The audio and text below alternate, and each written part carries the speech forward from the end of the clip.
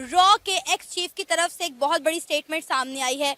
उन्हें लगता है कि 2023 के आखिर तक इंडिया के प्राइम मिनिस्टर नरेंद्र मोदी पाकिस्तान को बेल आउट पैकेज देने वाले हैं। 2023 के एंड तक इंडिया के प्राइम मिनिस्टर नरेंद्र मोदी पाकिस्तान को बेल आउट पैकेज देने वाले हैं। पीएसएल जो अभी बिकारिस्तान के अंदर चल रहा है उसमें एक चाय का एड आया है दोस्तों, और इस चाय के एड के पिक पर इन हरामियों ने अभय नंदन की जो है वो तस्वीर दी है। 100 सुअर मिलके अगर शेर को घेर लें तो वो सुअर शेर नहीं बन जाते, रहते सुअर ही हैं। लोग बाहर जाते हैं इलीगल तरीके से। भी ये इटली में जो हुआ हादसा हुआ, सो मुझे ऐसे लगता है कि ये जो डीएचएल का ऑपरेशन बंद हुआ है, ये बेसिकली बहुत बड़ा मैसेज है।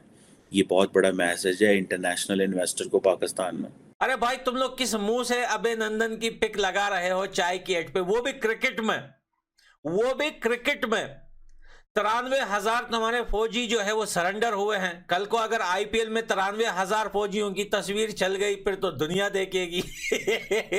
माथे पे पसीना था और शाह महमूद कुरैशी ने बोला कि इसको छोड़ दो, इसको जाने दो, अभिनंदन को, इसको भेजो वापस भारत, वरना 9 बजे रात को भारत अटैक कर देगा। अगर ये एक फ्रेंडली रिलेशन की तरफ है तो I think it's a good stance that India has taken. मतलब इतनी जल्दी रिलेशन बेहतर हो जाएंगे, इतनी जल्दी वो हमें कुछ हेल्प करेंगे। और दिल्ली से एक फोन कॉल गया तो टांगे जो है वो कांपने लगी, माथे पे पसीना आ गया, हाय हाय होगी पूरी पार्लियामेंट। अभिनंदन को एक नई ब्लू जैकेट दी उन्होंने और वाघा तक छोड़ने के लिए आया पूरा डेलीगेशन कि भाई साहब आप ठीक ठाक पहुंचे, उनको बता देना, जो दिल्ली में बैठता है ना उसको बता देना, वो छोड़ेगा नहीं। ये अगर हमारे इंडिया के साथ रिलेशन अच्छे हो जाते हैं तो हमारी फौज पे जो बजट है वो कम हो जाएगा, वो हम पे लगेगा, सेहत पे लगेगा, तालीम पे लगेगा, इन चीज़ों पे लगेगा। आप देखें हमसाये से दुश्मनी तो परमानेंटली चल नहीं सकती, तो कभी ना कभी तो अमन होना है। आज हम बात करेंगे पीएसएल जो अभी बिकारिस्तान के अंदर चल रहा है, उसमें एक चाय का एड आया है दोस्तों। आप सबसे पहले पिक देखिए, और इस चाय के एड के पिक पर इन हरामियों ने अभय नंदन की जो है वो तस्वीर दी है। दोस्तों मैं आपको बताऊं कि जब अगर हिंदुस्तान ऐसा कोई काम करता है तो पूरा पाकिस्तान मीडिया पर बैठकर चिल्लाता है कि भाई इन्होंने तो ये कर दिया, ये तो मुसलमानों के खिलाफ है, ये मुसलमानों के खिलाफ हमेशा ऐसे ही प्रोपेगेंडा करते रहते हैं, ये पला। लेकिन असल बात तो यह है कि अभय नंदन एक जांबाज फौजी था, एक जांबाज पायलट भी था, जिन्होंने बिकारिस्तान के अंदर घुसकर इनके F-16 को ढेर बना दिया और ऐसे ही गैरत के साथ बिकारिस्तान में घुसकर वापस भी आया। अरे भाई तुम लोग किस मुंह से अभय नंदन की पिक लगा रहे हो चाय की एड पे, वो भी क्रिकेट में, वो भी क्रिकेट में। 93,000 तुम्हारे फौजी जो है वो सरेंडर हुए हैं। कल को अगर आईपीएल में 93,000 फौजियों की तस्वीर चल गई फिर तो दुनिया देखेगी। और पीएसएल तो कोई देखता भी नहीं है भाई। मैं तो पीएसएल का एक भी मैच नहीं देखा हूं। हमारे एक दो खिलाड़ी खेल रहे उसमें भूतनी वाले, मैंने उन तक को नहीं देखा उसके अंदर। ये पिक तो भाई मेरे को ट्विटर से मिली, और ना मेरे पास इतना टाइम है कि मैं पीएसएल के मैच देखूं भाई। किसी को पता ही नहीं है क्या हो रहा है।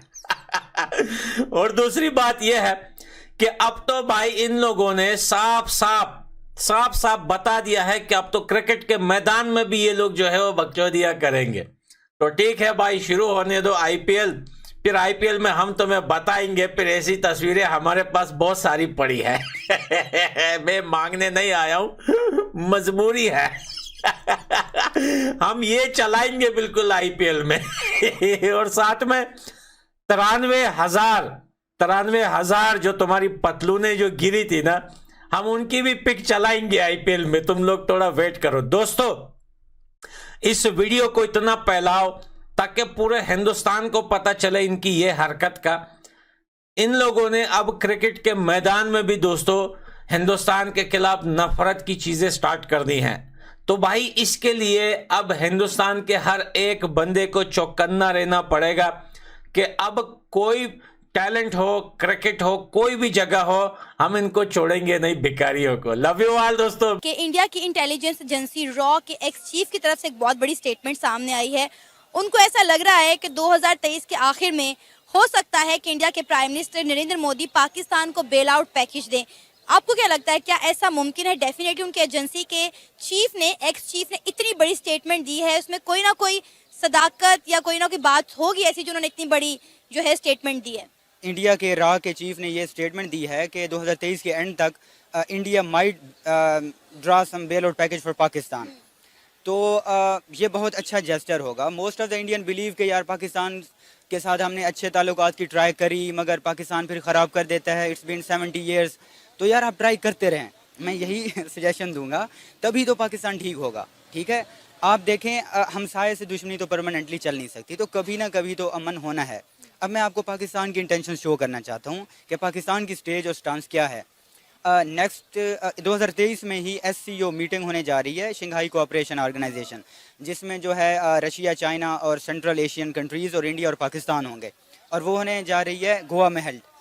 तो इंडिया ने इनविटेशन सेंड करा जब हमारे शहबाज शरीफ ने उनको कहा कि लेट्स हैव पीस, तो पाकिस्तान ने अभी उसको रोका हुआ, ना ही रिजेक्ट करा ना ही एक्सेप्ट करा।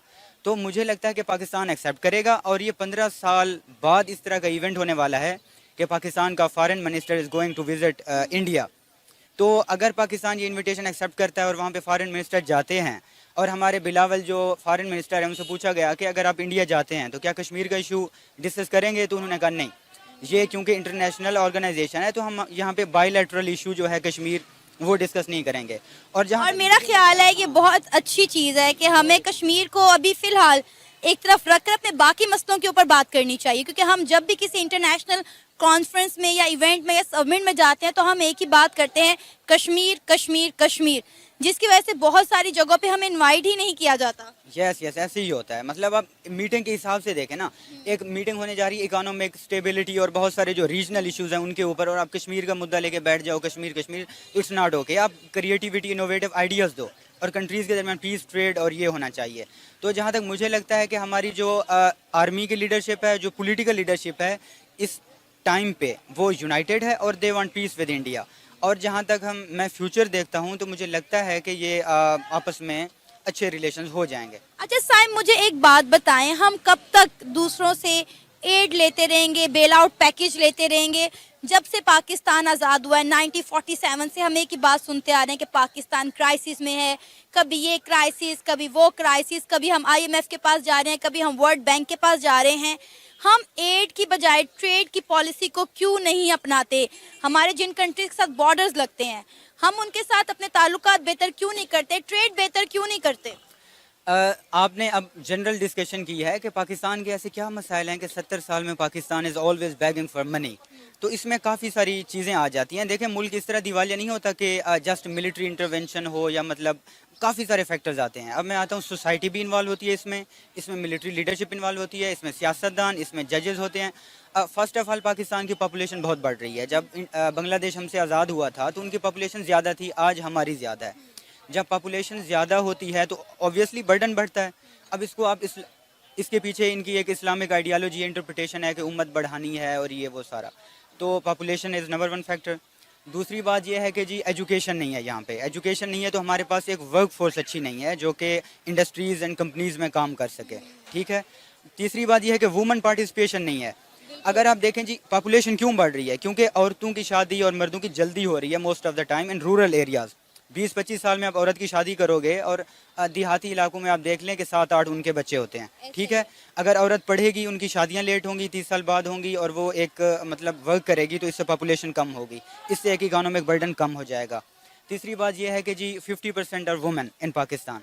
तो अगर आप इतने बड़े हाफ ऑफ द पॉपुलेशन को आप वर्क प्लेस से और अपनी इकोनॉमिक जो एक्टिविटीज़ हैं उनसे आप एक्सक्लूड कर देते हो, तो मुल्क